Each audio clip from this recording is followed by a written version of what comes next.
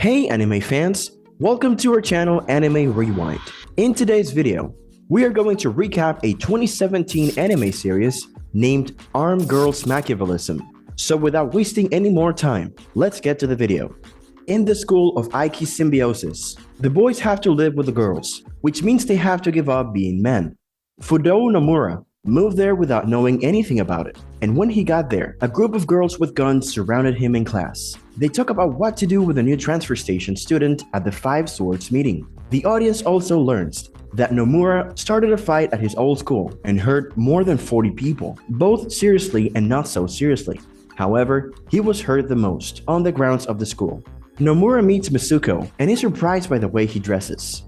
When Nomura accidentally insults him by calling him a Buddha and then a pig, Mitsuko tells him that there is a Buddha statue in the school and that all boys have to dress like this so they can get along with the girls. She also tells him not to do anything dangerous. Nomura, on the other hand, laughs it off and says he is a man who likes freedom and peace. People can also see that Mitsuko and Onigawara are in the same class. After some talking and explaining why the Five Swords are there to keep order in the school, Onigawara gives him the option to either work together or leave the school.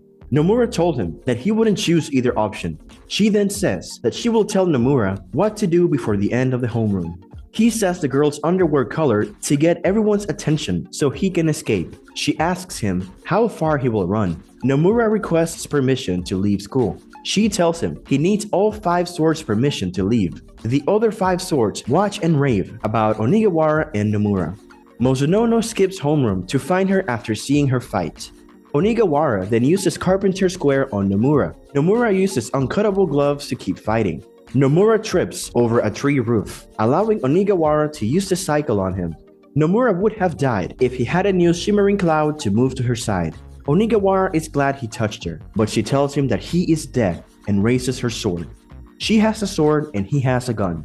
Onigawara smiles, lowers his sword. Then, Nomura uses the magic bullet on Onigawara. This stuns everyone watching, except Empress. Then, Nomura tells Onigawara that he fixed the bad technique of a certain sword school and stops her from using her sword to hit him. Mozonono shows up at school and hits Nomura on the head. Nomura then kisses Onigawara by accident, which breaks the left side of her mask and shocks both of them. After Nomura regains his senses, he quickly moves back and argues with Mozonono about the responsibility of the kiss. Then Onigawara picks up the blade, which scares both Nomura and Mozonono. Mozonono tries to talk her out of killing Nomura and says that she will castrate him, which surprises Nomura. Later, Onigawara is still after Nomura and trying to cut him up, as can be seen, while Nomura declares that he will get the exit permit. The next day, Nomura is the center of attention in class because he is holding the cakes the smuggler gave him. There were a lot of rumors in the class that he kissed girls when they let their guard down. Then Nomura calls out Saki by the color of her underwear, which made her feel bad. When Nomura asks her where Onigawara is, she seems to blame him for something. And another girl, UI, comes up to him and tells him to be more caring. In the next scene, a young girl walks with her smiling mother, while the girl is wearing a demon mask, and the whole scene is gray. Then it is revealed that Onigawara had that dream in her room. She then thinks about Nomura and begins hitting her bed with her pillow, while scolding Nomura with a lot of words and phrases as his playboy. Don't know when to shut up, pervert, before calming down and reflecting that it was the first time she got pinned down and kissed, before switching back to being angry and punching the pillow. Onigawara, though sensing a presence, picks up her 8-sun sword and puts on her rather destroyed mask, and faces the door, only for Nomura to enter through the window and prevent her from taking her sword, stating that he was there for a sick visit whilst giving her the cakes. He says he couldn't tell her that she was cute yesterday because of her mask, but he got lucky and kissed her.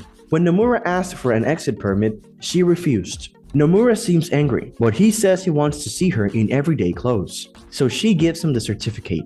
When Nomura suggested a few more kisses for the certificate, she fainted from strong emotions. Next, Nomura grabbed her clothes to avoid falling, accidentally popping a button and revealing her body just as Mozonono enters the room, refusing to hear his explanations and pressing a button that activates loads of traps as Nomura attempts to escape the girl's dormitory, all the while telling him she will cut off his testicles. After messing up the girl's room, Onigawara is in charge of keeping an eye on Nomura, but another Supreme made him his target, Mary, Five Swords. While Onigawara stopped Mary and Chuoka chased after Nomura, Nomura met with the Empress, who Nomura seems to have known before he moved here. Nomura is now being watched over by both Onigawara and Mary. But anyone looking in from the outside would say that they are not watching him, but rather flirting with him. This anger is the oldest of the 5 most powerful swords that Hanasaka uses. So Nomura, Onigawara, and Mary have to take part in Bloodsport Day, which is the 13th War Olympics.